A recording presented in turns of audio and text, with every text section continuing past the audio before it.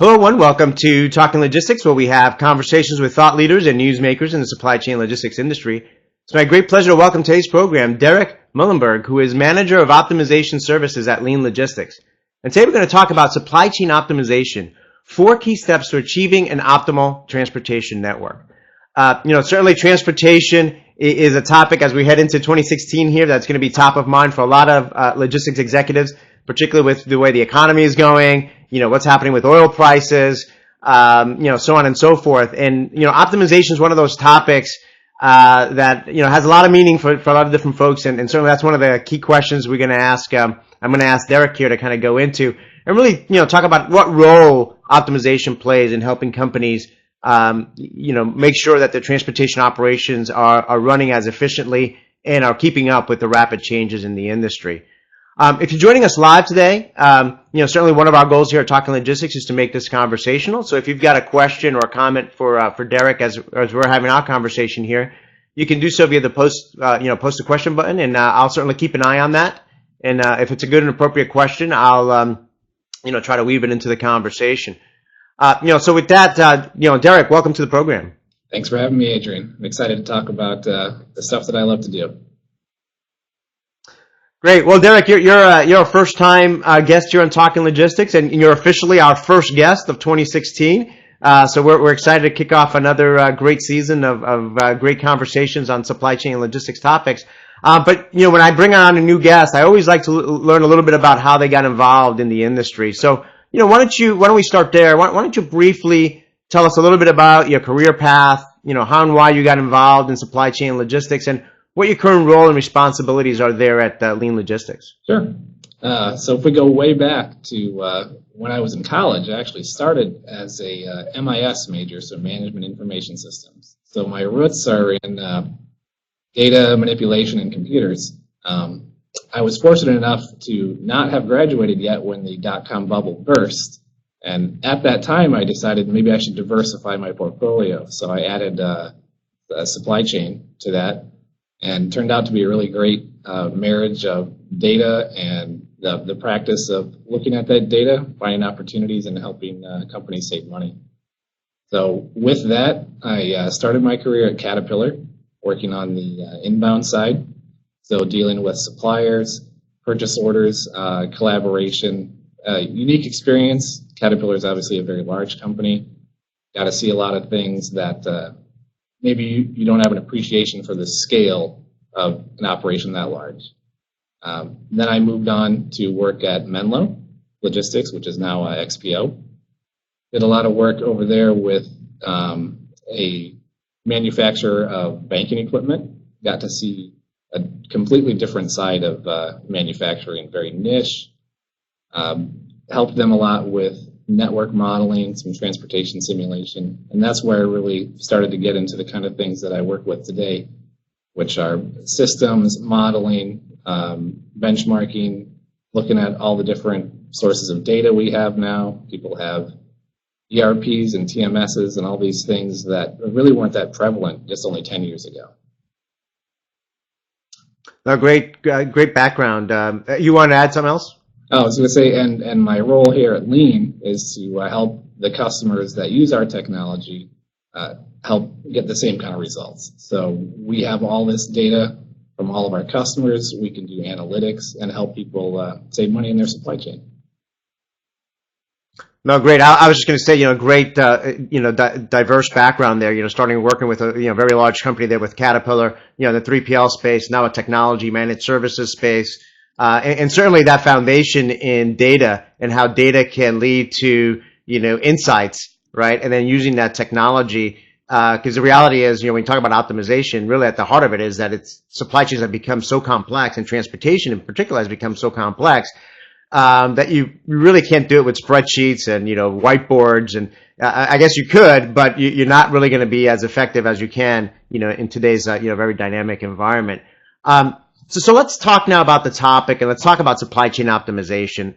Like I said in my opening remarks, it's a very widely used term in the industry, but I find that, if you ask 10 people what it means, you'll probably get 10 different answers.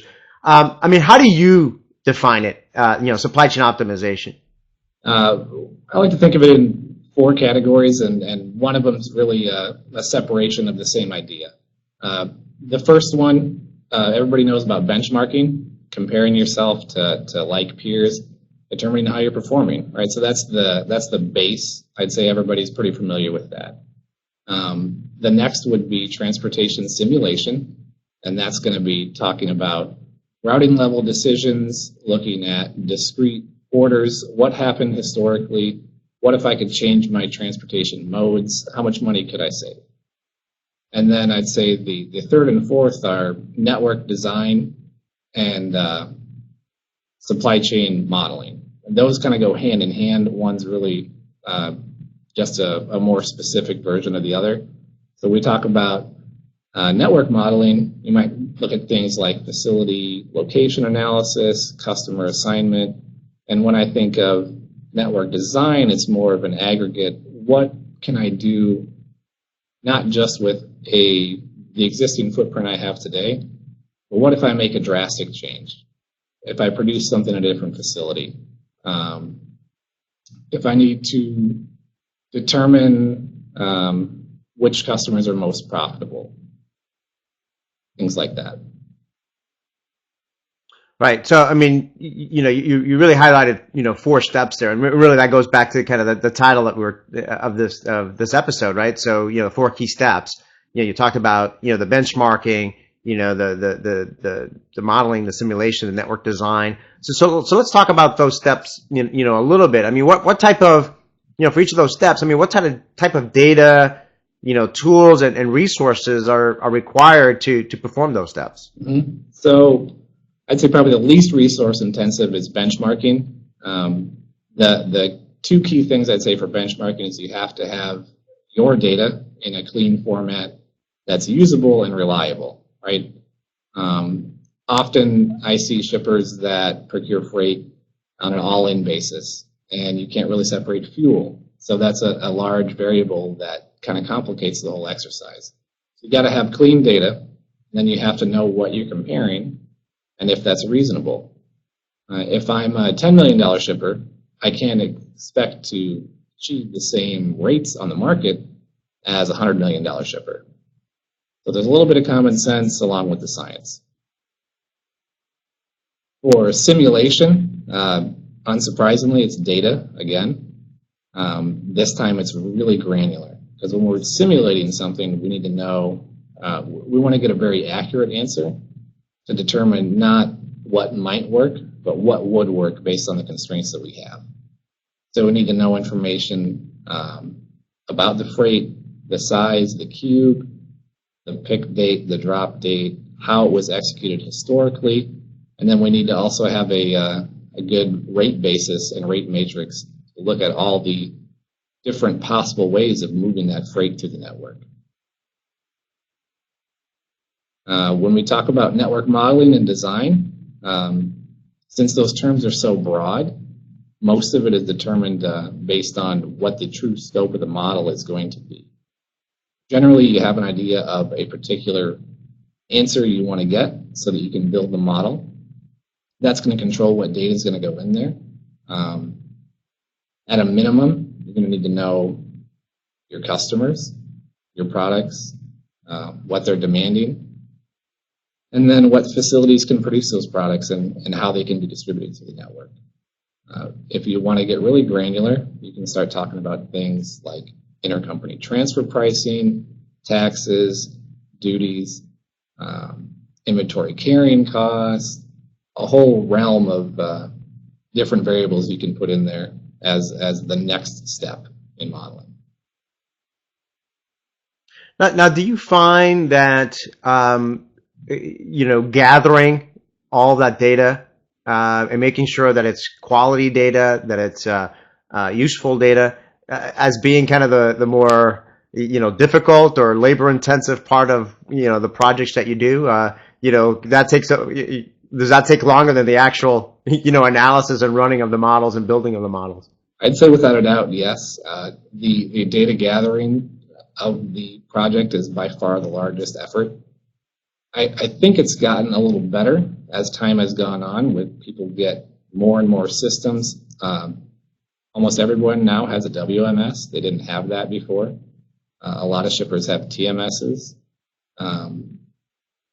Most shippers have some form of ERP, so we can get demand data.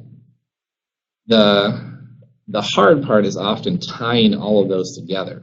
So historically, we would have had to go and get all this stuff in Excel, hire an army of interns to type in all this stuff off paper invoices, right?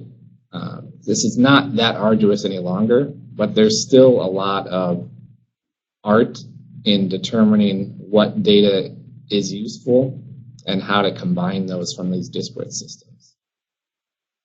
Right. Now, I've been a big proponent for a long time of network-based solutions because I think that helps facilitate, that data gathering and data collection, right? So obviously, LeanLogistics has a network-based, solution where you've got multiple shippers and multiple carriers and multiple, trading partners all on that network.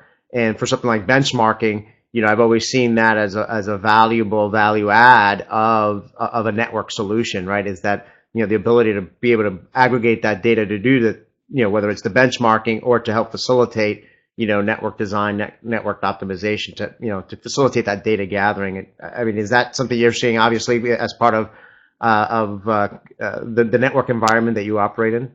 Absolutely. I think what helps a lot is not only the system, but it's really the process that's enabled by the system. So fields have a purpose. There's a process that's followed to fill them out. You can kind of draw a line in the sand that says this is the minimum amount of data I can expect to have in here because these are the milestones that enable the system to work. So you can always put in more data, but you can't put in less than this minimum amount.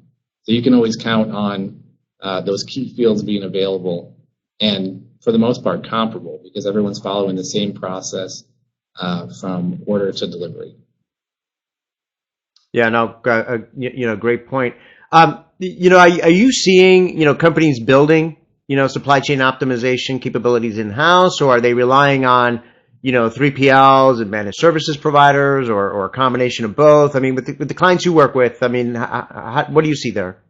I've seen both. I'd say I see more partnerships than I do building of center of excellence. There's strengths and weaknesses to both of them. Obviously, if you're going to build your own team internally, that's a lot of capital you have to put up in terms of purchasing the software and then hiring and staffing that group and keeping them isolated from day to day so that they can actually get that kind of work done. Conversely, when you're working with a service provider, you have to make sure they understand your business, they have the correct data, and that they're going to be around the next time you want to run the model. Yeah, good point. You brought up something that kind of leads me to my next question. You said, if you're building it in-house, you want to make sure you have to staff it with folks that are really going to be almost full time to this, right? That they're not going to be, pulled in multiple different directions, particularly with kind of day-to-day, execution, let's say. So, I mean, are you seeing companies performing, supply chain optimization, the 4 steps that we talked about on a more frequent basis today than in the past? And if so, what factors are driving it? I think I do see it happening more frequently. One of the big things is mergers and acquisitions, right? In the past, we go back, companies kind of were what they were and they did what they did. And it seems like every day somebody's being purchased by another company or they're combining and they're trying to find these synergies, right? And to your point earlier, supply chains today are not like they used to be. It's not make to stock. Everything's not in the warehouse. We've got e-commerce. We've got multi-channel. We've got all these different business units within these conglomerated corporations. And you can't wrap your head around how can I save money and rationalize this. There comes a tipping point where you need to have some solutions and bring a data-based approach in terms of measuring how can I improve this and what are the areas I need to look at, what are the areas I don't need to look at. Another one of those is the Amazon effect, right? Everybody says, well, I can go on Amazon and I can order this laptop and it'll be there in 2 days. That stuff's trickling down to things that are much more complex than the delivery of a laptop. So businesses need to be agile and keep that in mind. How can they do that, and how can you determine what the cost is going to be? You want to be pretty accurate about that, and the best way to do that is to actually model it out. No, great points. One of my predictions that I made back in December 2014, leading into last year, was that supply chain design was going to become more of a continuous business process as opposed to something that was done, ad hoc or maybe once a year type of thing. And I certainly saw that, happening, last year, and I see that happening, moving forward for, the reasons you just explained. I've also seen it from a risk management standpoint. For example, when you look at things like, the port shutting down, or the Panama Canal coming online, or, things that might be happening from a currency standpoint, or trade agreements, so on and so forth. I think a lot of companies are taking that proactive action to kind of do the modeling, do the simulation, run all these what-if scenarios ahead of time, so that if any of these scenarios actually come true, they've already done the analysis, they already have thought through the potential of that future state environment, and they could already have defined some actions to take. Do you see that as well from kind of a risk management standpoint, kind of doing some of these proactive, I should say, analysis and modeling in light of what could happen down the road? Yeah, and I think a perfect example that I remember distinctly, I've always been into computers, when the tsunami hit, right? It wiped out a large portion of the world's hard drive production capacity. They were heavily constrained because they were all made over in Asia, and there really was no redundancy, and that had a ripple effect for years and years. And that's a single point of failure that other companies might not be able to weather out, right? If you're going to switch to somebody else because they have it available, that's going to put a dent in your finances, right? So you want to be able to forecast what's going to happen. So yeah, I've seen more of that. The weather closures, the port strikes, labor issues, like you said. Yeah, all those sort of deals. Yeah, no, that's a great example there with the tsunami. Certainly, that was something that, particularly for companies in that industry, was a very disruptive, event. So let's talk about, kind of developing, the business case for supply chain optimization. Whether you're going to build this in-house, the capabilities in-house, or whether you're going to partner with someone to augment your capabilities or provide this as a service. I mean, how do you develop the business case and ultimately measure its results? So I think one of the first things that's helpful in making the case that modeling needs to be done is that you can't say whether or not something's a good idea until you've measured the size of the prize, right? A company might say, well, there's no way I'd move my distribution center in this place because we've had it there for years and the service is great and we like our service provider. You could run a model and it could come and say you could save 30% if you moved it. I think the answer might be a little different if you have hard data backing it up instead of just intuition and history. So the first one is you have to measure it in order to know what it is. Along with that, if you don't have a baseline, you really can't tell if you're improving. So when you run a model, you give yourself the ability to isolate variables within your supply chain. It's easier for me to come and say, well, we saved a lot of money this year, and I attribute it to packaging changes. Was it really packaging changes? Was it lower fuel? Did the transportation group do a good job? Did the procurement group do a good job this year, right? If you can't isolate those individual variables in the supply chain, it becomes challenging to defend your position and to make a case for specific improvements that can help save money for the enterprise. No, great points there. I mean, one of the things that I also see, and I'm interested in your take. I mean, sometimes a lot of folks think, particularly with the network design piece, is you think about, well, that's going to require a lot of capital and investment, right? So if we're talking about, when they equate network design with and supply chain optimization with, opening up new warehouses and closing warehouses and, importing from somewhere else versus somewhere else. And a lot of those possible scenarios are carry a relatively high level of risk. There could be capital costs required. It could take, a year or more to fully implement. So a lot of folks, and certainly you might see more of that with a merger and acquisition, as companies try to rationalize their supply chain. But I think a lot of companies fail to recognize that a lot of times with these models and simulations and network design exercises, even benchmarking, the 4 steps we talked about, there are a lot of, more limited, lower risk, a smaller bang for the buck type of projects or actions that can be taken that have a real business value. That maybe it might just be, you might want to just flow product, differently instead of from one existing distribution center, flow it through a different, another existing one, right? To save on transportation costs, let's say, because you picked up a new customer somewhere. Right. So I think, do you see that sometimes maybe companies have, they think of supply chain optimization as involving, large capital expense, very disruptive type projects, and fail to see that there might be some lower risk, more achievable short-term opportunities at hand? Yeah, and I think it's incumbent upon us as practitioners of supply chain modeling to help explain that up front during the scoping process, right? Modeling can be whatever you want it to be. I've run point solution models where they say, I don't want you to look at anything except for the fact that I need to add a new distribution center on the West Coast. Can you tell me where it should be? Sure, right? We need a limited amount of data to do that. And honestly, that's a good return on their investment. Say they're going to spend, they're going to sign $1 million lease, right? Wouldn't you want to spend a small amount to verify that it's going to be in the right spot?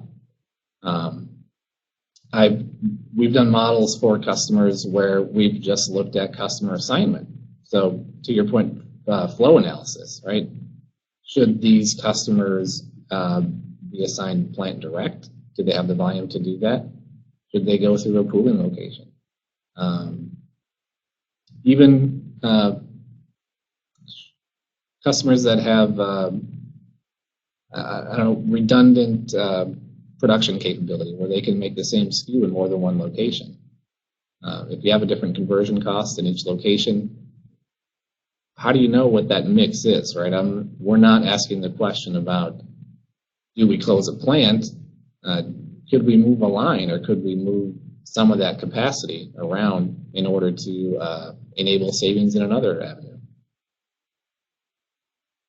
Those are great examples, and that was going to be my next question. So I don't know if you want to add anything to that or not. My next question was really can you share with us some use cases or some customer examples, kind of illustrating supply chain optimization in action? I mean, you gave some there.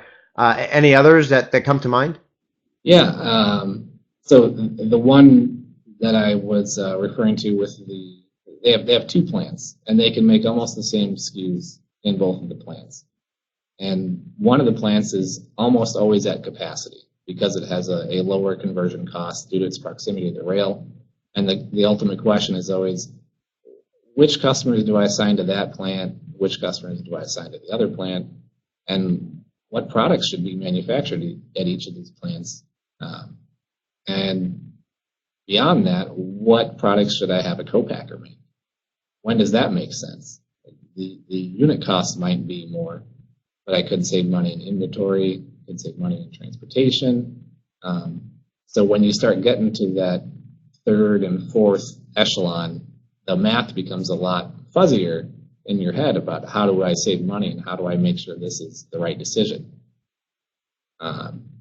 Think back on another model we did. It was a global model where they had 3 different manufacturing facilities, and we had to look at things like country of origin and the impact on taxes and duties. So is it always cheapest to serve a customer from their local manufacturing center, or are there some financial incentives to serve them from a different plan? One of the findings from that model was that they actually reshored a major component that was being sourced from China back into the U.S. The unit cost was something around 30% higher, but net, it ended up being a savings due to taxes, inventory, obsolescence, things of that nature. You can find some surprising answers that you wouldn't necessarily see just looking at the surface of the data. Right. I think those examples also illustrate just how complex this analysis can be, right? And when you look at kind of the changing environment out there, you look at what's happening with interest rates now and the potential changes that can happen, this year. What's happening with transportation costs and fuel costs. You talk duties and taxes, and that's always a moving environment with, depending on what free trade agreements get ratified and if, companies put in punitive tariffs, so on and so forth. So, it's certainly a complex analysis, and sometimes, like you said, the opportunities may not be, clearly evident on the surface. You really have to, take the time to do this analysis, and sometimes you find results that may not be intuitive, but can provide some dramatic benefits. Derrick, we're running short on time here, so I'm just going to go to as a way to wrap up. What questions should supply chain and executives ask themselves to determine and assess if they're a leader or a laggard when it comes to supply chain optimization, and what kind of actions can they take today to move up the maturity curve? Mm-hmm. I think obviously the first one is, have we ever done a supply chain modeling exercise in any form or fashion? I think most people have probably done benchmarking. A lot of people have probably done transportation simulation, and I'd say a smaller subset have done network design. And if you have done network design, do you have a process in place to make sure that happens on a periodic basis? I think the value you get from network modeling, transportation simulation, is not in a one-time effort. It's through continuous improvement, building your baseline, familiarizing the business with the types of analytics, data, information that you can glean from these types of models that can provide them insights that they maybe don't have today, just looking at regular financials. Through that, you can ask some of the tough questions about risk mitigation, disaster recovery, tricky things about customer service. What if we launch a new product? What if we gain or lose customers? The ability to evaluate all of these scenarios with a high degree of confidence in the results. And that doesn't come from one modeling effort. It comes from people seeing the results, measuring the changes that have been implemented, seeing those work, and then believing in the process. Because at the end of the day, it's a tool. But we have to have faith in the process and the outputs in order to make those actions happen. No, absolutely. And I think underscoring that piece, that it is a process. It's more than technology, and obviously people are an important part of that overall solution set as well. You really need to have folks that understand how to leverage the data, how to build those models, and how to make sense of the analysis. Derrick, like I always say, at the end of these episodes, we always just manage to kind of scratch the surface on these topics. But I think we did a good job today in terms of getting, the conversation started. So I want to thank you for, taking the time to be with us today. Thank you. We didn't get any questions live, but, if you do have a question for Derrick and you're watching this episode on demand, you can watch, you can find the episode on talkinglogistics.com and post your question or comment there, and I'm sure Derrick will be more than happy to respond via that medium. So again, thank you all for joining us today, and look forward to seeing you in a future episode of Talking Logistics. Have a great day.